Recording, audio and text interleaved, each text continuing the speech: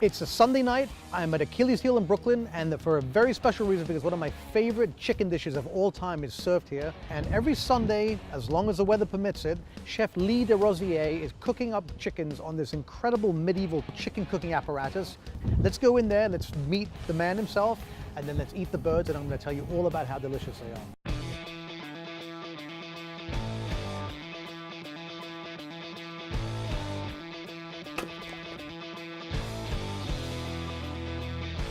Tell me about the actual contraption, because this is obviously not something you can roll into a restaurant depot and buy, right? A friend of mine is a metal worker, so he just built us a frame. I just needed a fire table, essentially, that I could build on top of. He also made these pot stands right here, and what I did was I went to Home Depot, it's got a bunch of bricks, just put them all up here, and then got these pipes from Home Depot, screwed them together, and that was it. You do this once a week? So only on Sunday. So when do you get the birds in?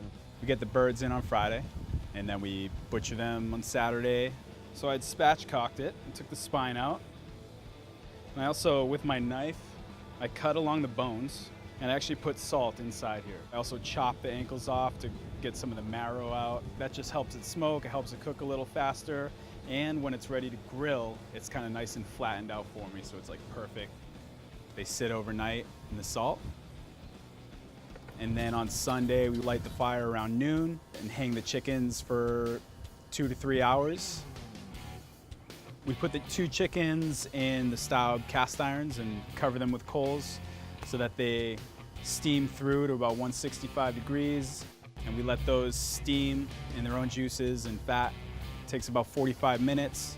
And then we let them rest for about 30 minutes. This is like a transformer, so I just I'll rearrange it, or I kind of push all the coals under the grill. And we'll have a grill set up here, and then when an order comes in, whether it's a half or a whole chicken, we cut it, grill it on the live embers, and throw it on the plate.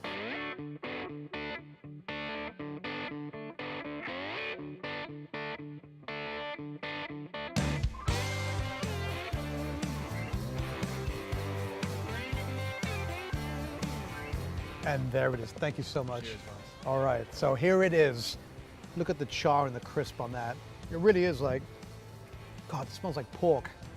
That's amazing. It's so, I guess they've rendered so much flavor out of it, and this does look almost like pork scratching. I'm gonna go in there and try the white meat, which is generally less flavorful than the dark meat, but in this case, I bet you this tastes better than most dark meat chicken of a commodity bird. I was so right. Oh my God. I have to say that does not taste like white meat chicken. It doesn't taste like any kind of chicken. It tastes like duck. It's got like a profound flavor. It's hard to describe it because it's so unexpected. And I think that's not just because it's been grilled. I think that's because of the way that Lee has really developed flavors over time. I'm gonna go in there and try the thigh, which is generally my favorite. And look, by the way, look at that.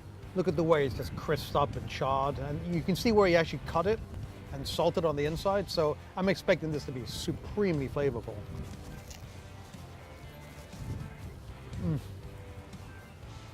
Wow. Pleasingly salty. It's almost like this thigh has like everything great about chicken, whether it's a fried chicken or a roasted chicken. This has those elements. It's got that real crunch from the outside. Now, this hasn't been battered or fried or anything, but it's shatteringly crisp because of the way that it's grilled. You can see that it really does have, it just flakes apart. It's so tender. It's like the whole flavor of that entire bird just sort of concentrated into this one thigh. To me, this is like the greatest version of outdoor chicken that I've ever had. If you just sat down and ate this chicken, you would love it. It would be delicious. But if you get to actually see how it's made on this amazing contraption with all the flame and the embers glowing majestically, I think it will heighten your awareness and also your enthusiasm for this dish. I generally prefer to eat 4-legged animals over 2-legged animals, but in this case, this chicken hits all of the right notes for me. It really does kind of defy expectations. With that said, I can't encourage you enough to get down to Achilles Heel on a Sunday and try out the hell chicken. I'm gonna finish this one off, maybe a few more, and I'll see you on the next episode of The Meat Show.